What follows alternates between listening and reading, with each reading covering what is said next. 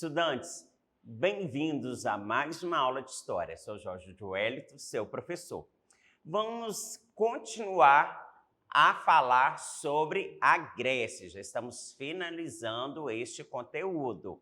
É um assunto amplo, interessantíssimo. Hoje nós vamos falar sobre os legados gregos, ou seja, aquilo que a cultura grega, que os gregos, deixaram culturalmente falando para nós até os dias atuais, deixaram para o futuro. Então hoje nós vamos fazer um resumo que não dá também para falar sobre tudo, mas uns fatos mais importantes da cultura grega.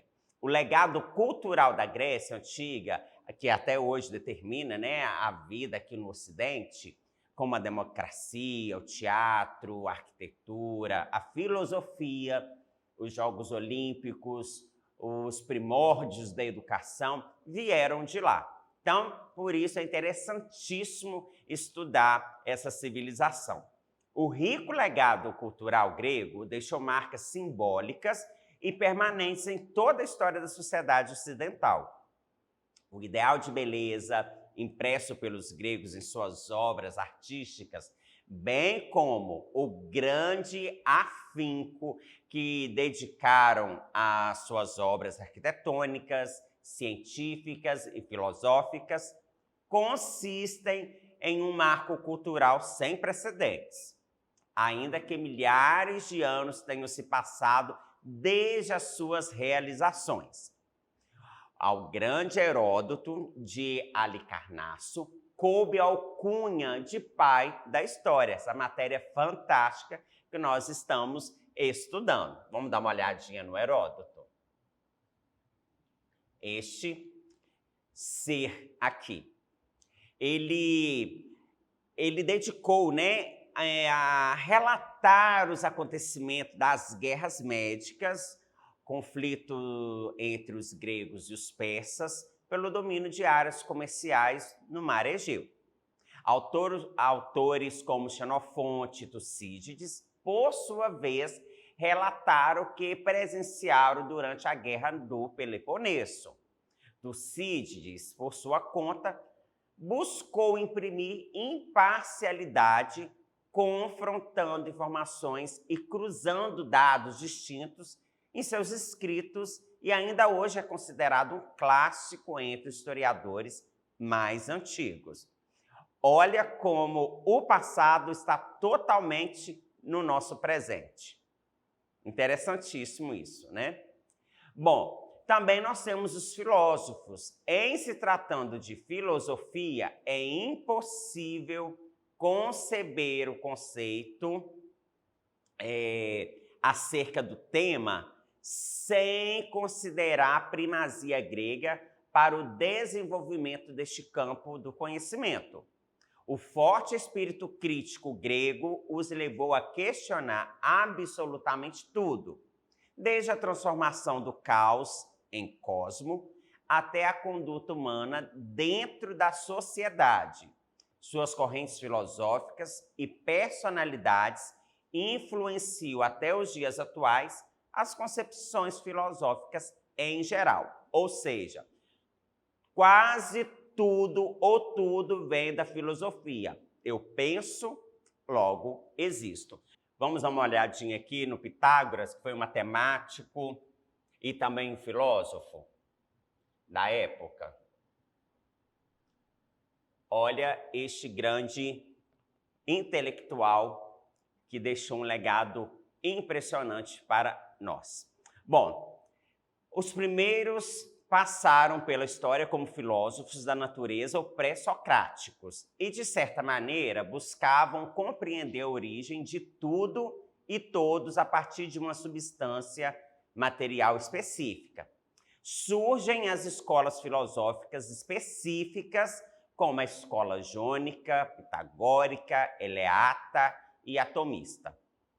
Posteriormente, Sócrates, de Atenas, inauguraria uma nova forma de conhecimento filosófico, destinada a compreender e inserir o homem no contexto social e político das polis gregas, fazendo frente à chamada escola sofista, que, em suma, negava a existência de qualquer verdade absoluta e centrava-se na capacidade de buscar conhecimentos práticos para a vida, utilizando-se de muita retórica.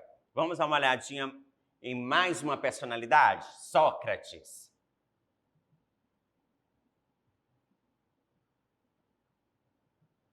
Abre aqui, pronto. Esse grande mestre aqui da retórica. Bom, o método de Sócrates baseava-se no diálogo constante com os indivíduos, buscando mostrar o quanto somos ignorantes a respeito dos mais variados temas a partir de nossas próprias contradições. E isso é uma realidade.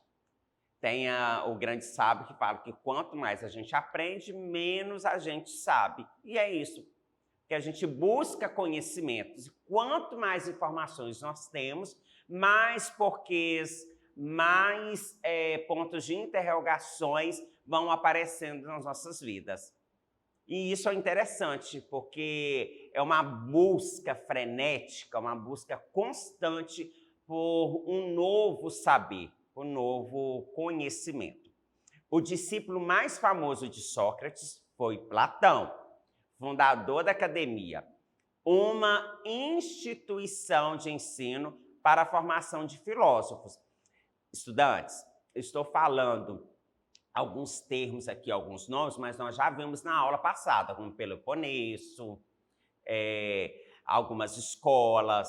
Então, aqui eu estou fazendo uma recapitulação dos conteúdos passados, então por isso que eu estou abordando de uma forma mais corrida.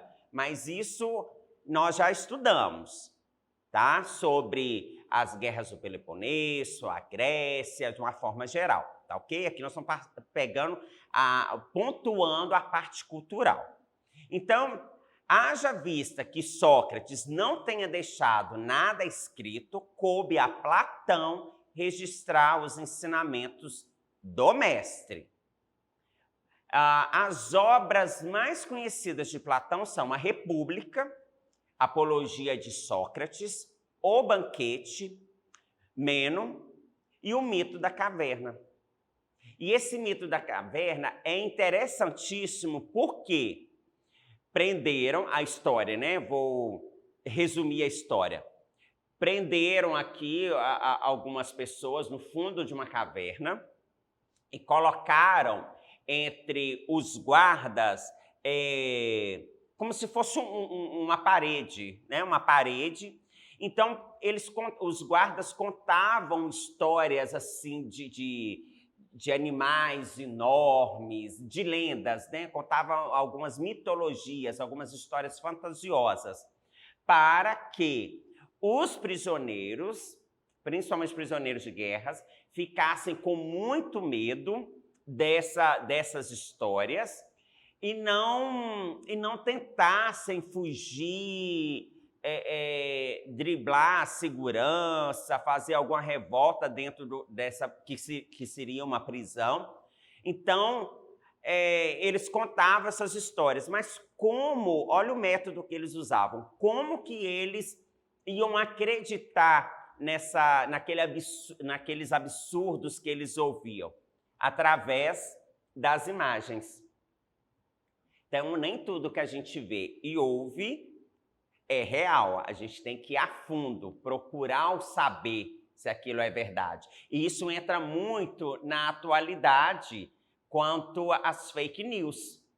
Nem tudo que a gente vê e ouve é verdade. Então, a gente tem que ir a fundo, procurar. É o que Aristóteles, Platão, todos os filósofos, os sábios, deixaram para a gente. Vai atrás do saber. Mas como que eles viam isso? Então, aqui eles colocavam o fogo, porque não existia eletricidade, luz elétrica, né? Então, colocava o fogo, a imagem E a sombra refletia no fundo da caverna. Então, eles estavam contando, olha, se tentarem fugir, existe um grande pássaro carnívoro, enfim, de tantos metros de altura, tanto de largura, que vão vir comer quem tentar fugir da caverna. Essa era uma das imagens. Até que, não vou dar spoiler, vocês vão ter que procurar essa narrativa aí, para descobrir o desfecho dessa história. Será que alguém fugiu? Será que alguém foi atrás desse conhecimento? Como que ficou? Se todos ficaram a vida inteira, até morrer, acreditando nas imagens, naquilo que estava sendo passado para eles, ou se alguém, ou se todos falaram, não, isso é mentira, isso não existe, vamos revoltar sim, vamos fugir dessa prisão aqui. Não vou dar spoiler. Bom, Aristóteles de Estagira foi discípulo de Platão e é considerado o pai da lógica. Deu maior importância ao mundo dos sentidos e, a partir de seu conhecimento, podemos conceber o método científico baseado no empirismo, que é uma doutrina segundo a qual todo conhecimento provém unicamente da experiência. Então, professor, o que é empirismo? Empirismo é aquilo que você vai praticar, vai colocar na prática. Eu vou tomar água porque a água é bom para o organismo, para o ser humano. Tanto 2 litros de água por dia. Mas por quê? Por causa dessas experiências. Alguém foi lá, estudou e viu que o ser humano, que nós precisamos tomar no mínimo 2 litros de água por dia. A Grécia concebeu estudiosos das mais diversas áreas do conhecimento, especialmente na medicina, matemática e ciências da natureza. Afinal, devido a gregos como Pitágoras, todos nós sabemos que em qualquer triângulo, retângulo, só botar a imagem aqui para a gente dar uma olhada. Todo triângulo, retângulo, o quadrado do comprimento da hipotenusa é igual à soma dos quadrados dos comprimentos dos catetos. Ou Hipócrates, famoso pelo juramento proferido por todo médico, que por sua vez foi um dos primeiros estudiosos a buscar compreender a natureza das doenças a partir dos seus sintomas. Lembra que eu falei do empirismo e também dos medicamentos? Então, uma sequência de lógica. Então, para saber a dosagem dos medicamentos, usa-se a matemática. Por sua vez, durante o período helenístico, novas concepções filosóficas surgiriam, como o ceticismo, cinismo, epicurismo e o estoicismo, e inauguraram um período onde filósofos destinavam-se a compreender a busca da felicidade, a partir de valores individualistas. O quadro é um afresco conhecido como a Escola de Atenas, o quadro que nós estamos vendo aqui na imagem. Ele mede 5,77 m por 8,14 m e foi pintado pelo grande pintor renascentista Rafael Sanzio. Encontra-se no Vaticano e celebra o auge do Renascimento.